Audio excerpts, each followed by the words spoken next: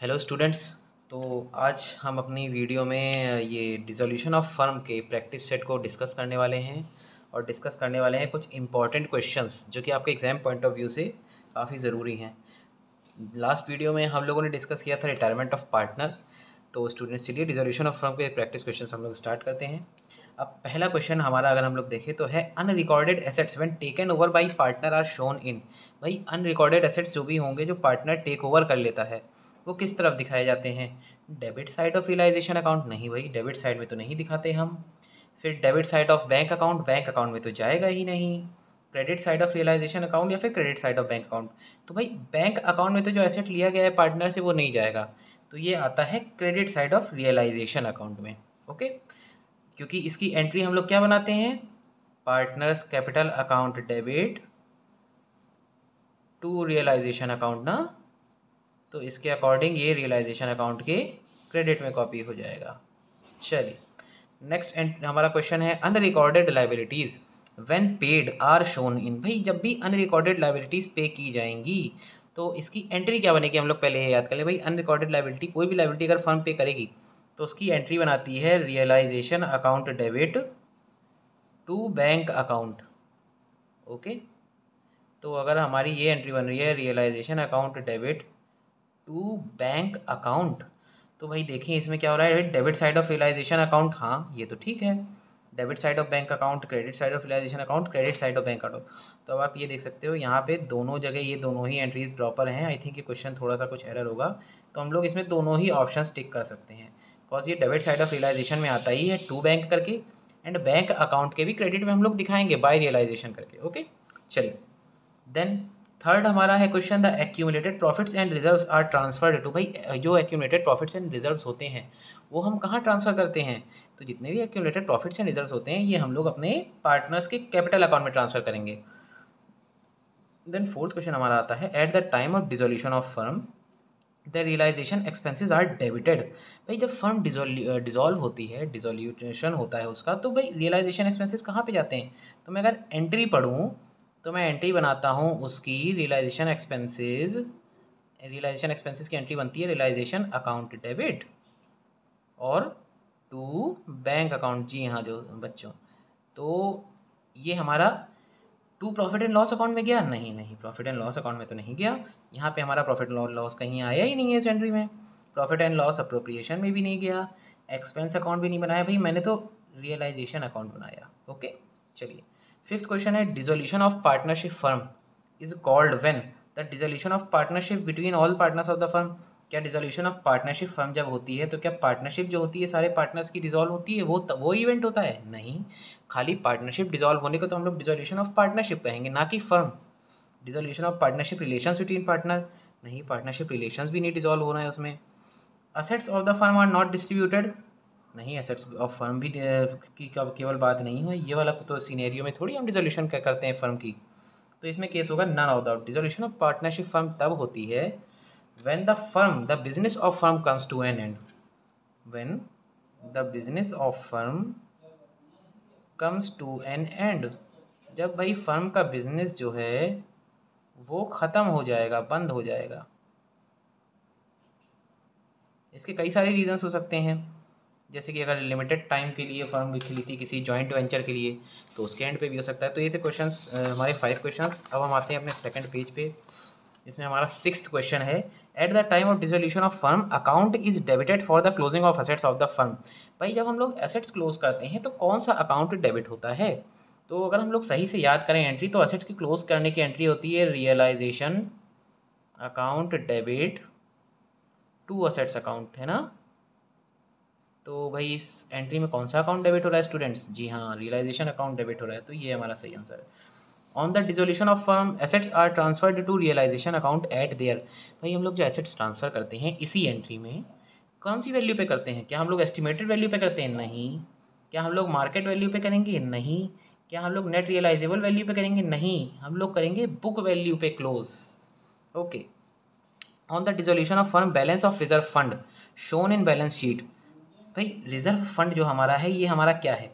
Accumulated profit है, अगर मैं सही से देखूँ तो एक्यूमुलेटेड प्रॉफिट है जो कि लाइबिलिटीज़ में होता है। इसको मैं कहाँ भेजता हूँ, इसको हम लोग पार्टनर्स के कैपिटल अकाउंट में ट्रांसफ़र करेंगे। Then there are sundry creditors amounting to 10,000 in the balance sheet, these are to be paid at a discount of 10%। भाई सन्ड्री क्रेडिटर्स हैं 10,000 के, उनको पे करना है एट अ डिस्काउंट ऑफ 10%, मतलब 10% का डिस्काउंट दे रहे हैं हम उन्हें।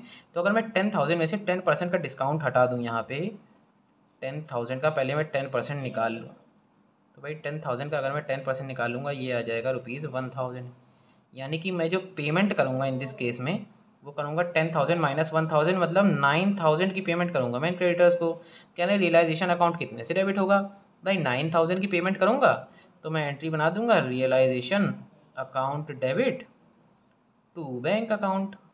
कितने से, भाई 9,000 से बन जाएगी, तो 9,000 का ये अमाउंट हम डाल देंगे, simple. Okay, then 10th question पे हम लोग आ जाते हैं स्टूडेंट्स अपने।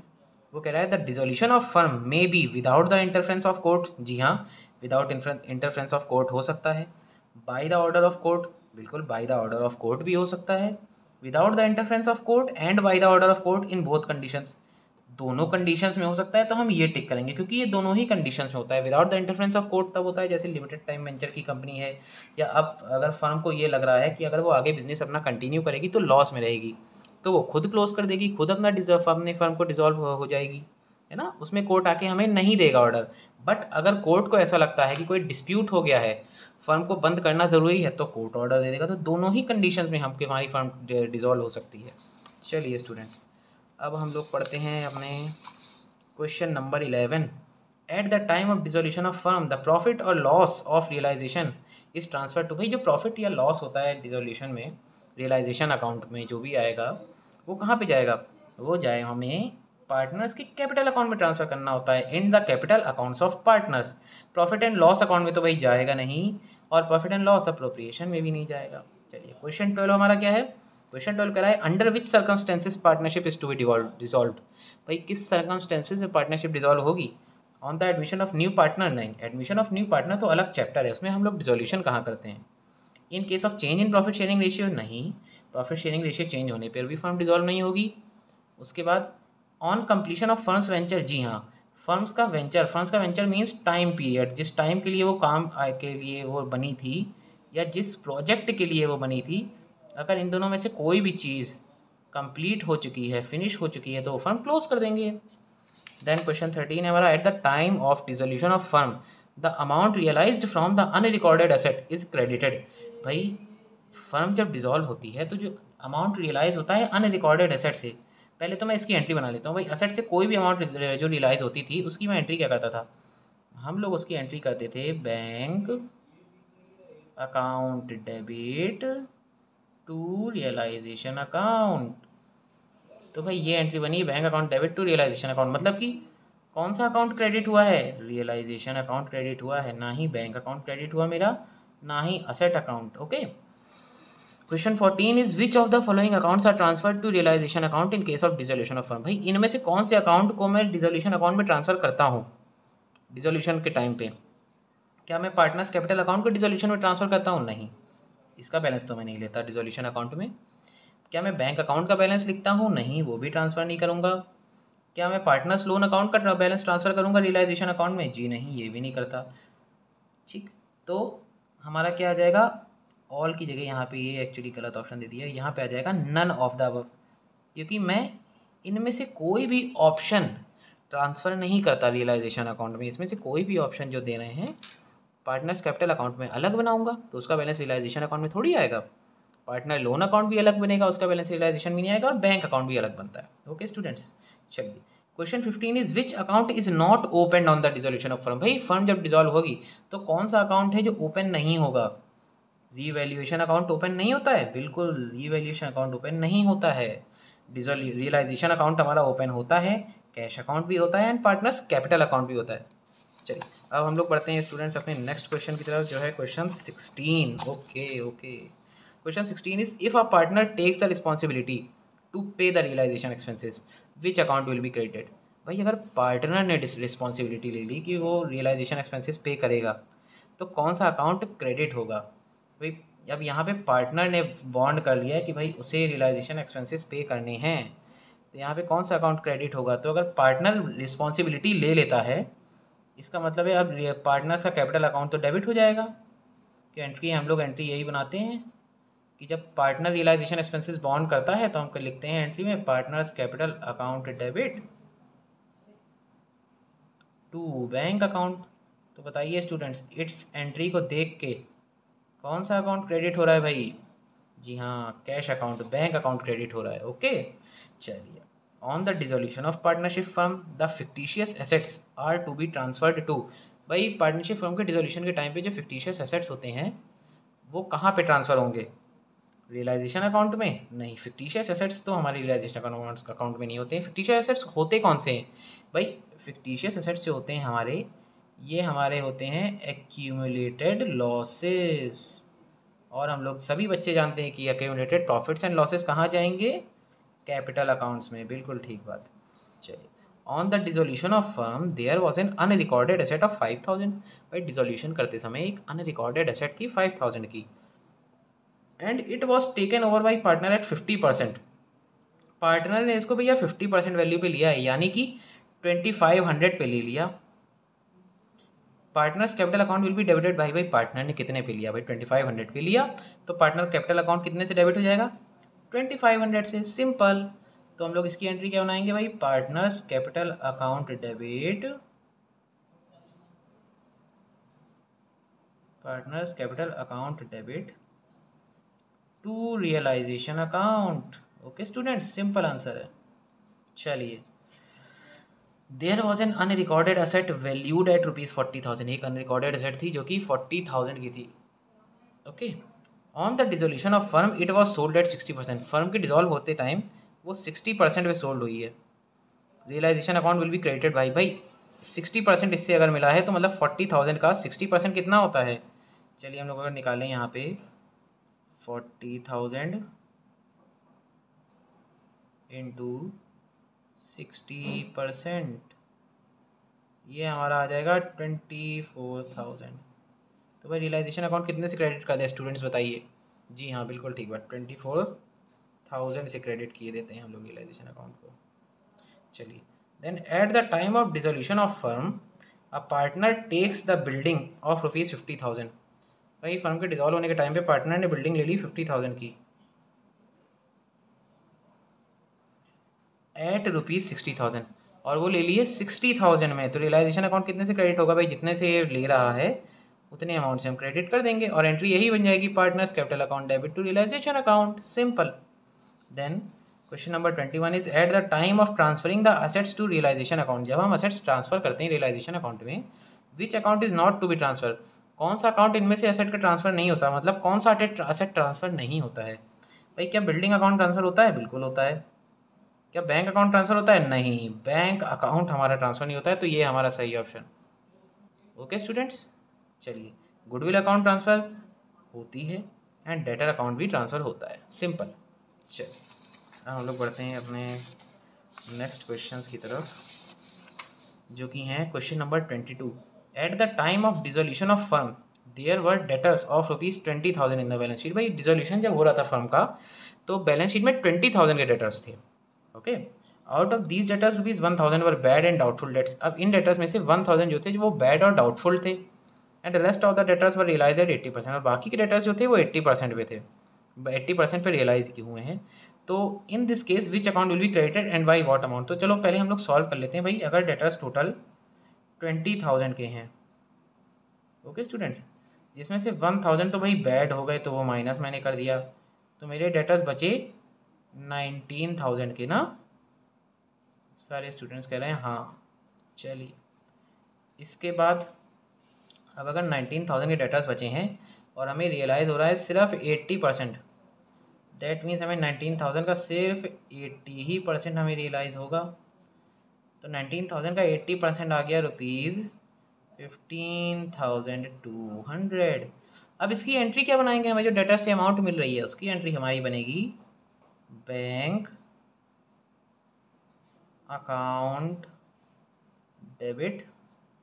ये क्वेश्चन नंबर 22 है, मैं डाल देता हूँ यहाँ पे, बच्चे कंफ्यूज हो जाएंगे नहीं तो। और टू रियलाइजेशन अकाउंट, भाई ये एंट्री बनी 15,200 से।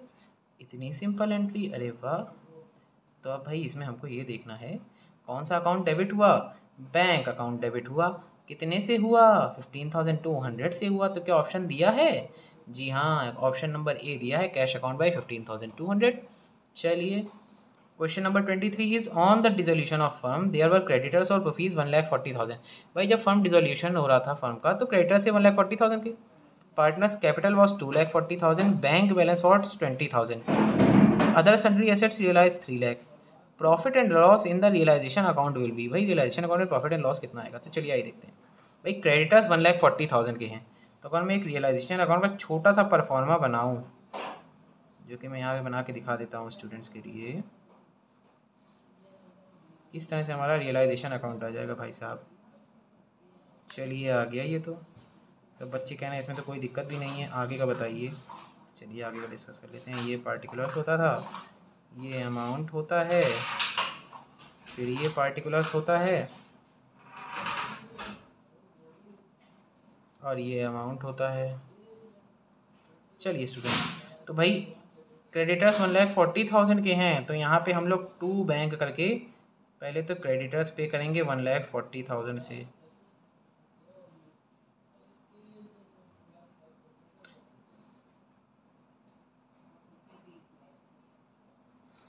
पार्टनर्स कैपिटल तो यहाँ पे आएगा नहीं, बैंक बैलेंस भी नहीं आएगा, other sundry assets realise 3 lakh. Sundry asset से हमें रियलाइज जो हुआ है वो कितना हुआ है भाई, 3 लाख रियलाइज हुआ है, तो वो बाई बैंक अकाउंट करके कर देंगे भाई हम। ओके स्टूडेंट्स, अब इसके बाद ये कह रहे हैं कि भाई प्रॉफिट या लॉस कितना हुआ। तो प्रॉफिट एंड लॉस निकालने के लिए देखिए हमें एक चीज़ और पता करनी पड़ेगी यहाँ पे, कि हम लोग सारी लाइबिलिटीज़ असेट्स यहाँ पे कॉपी करते हैं क्लोज करने के लिए ना, और सारी लाइबिलिटीज़ यहाँ पे कॉपी करते हैं क्लोज करने के लिए।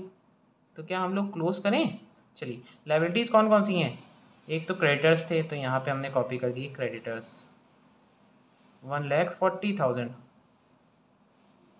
ओके चलिए, देन पार्टनर्स कैपिटल है 2,40,000, तो पार्टनर्स कैपिटल तो यहाँ आएगा नहीं। असेट्स देखें भाई, बैंक बैलेंस तो आता नहीं है, और ये कह रहा है सन्ड्री एसेट्स रियलाइज हुए हैं 3 लाख के, सन्ड्री एसेट्स थे नहीं, तो मुझे ये पता करना पड़ेगा सन्ड्री एसेट्स थे कितने के।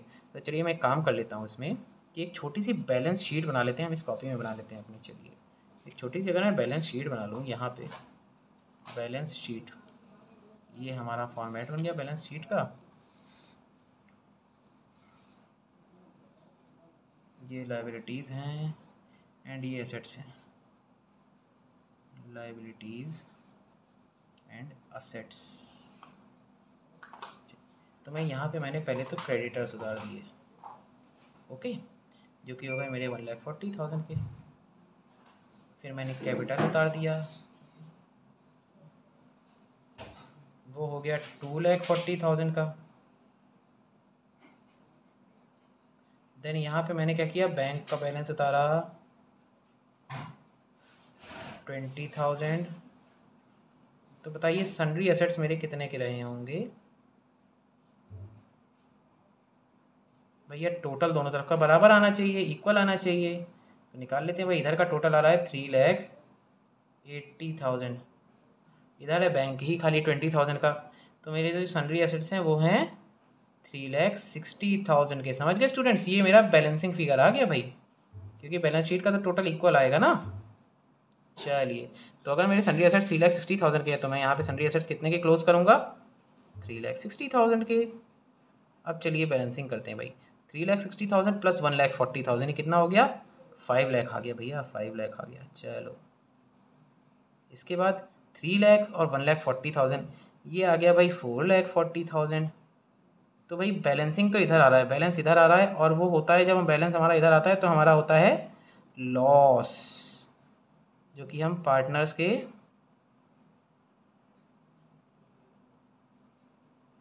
कैपिटल अकाउंट में भेजेंगे 60,000 का लॉस।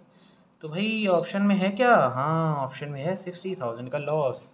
तो स्टूडेंट्स ये थे हमारे डिसोल्यूशन ऑफ फर्म के क्वेश्चंस। जो कि बहुत सिंपल थे और आई होप आपके ये काम आएंगे, आपके लिए हेल्पफुल रहेंगे। तो अब हम लोग नेक्स्ट वीडियो में मिलते हैं और हम लोग उसमें डिस्कस करेंगे इशू ऑफ डिबेंचर्स के क्वेश्चंस को। तब तक के लिए बाय एंड पढ़ते रहिए और हमारे चैनल से वीडियो देख के अपने एग्ज़ाम के लिए प्रिपेयर करते रहिए।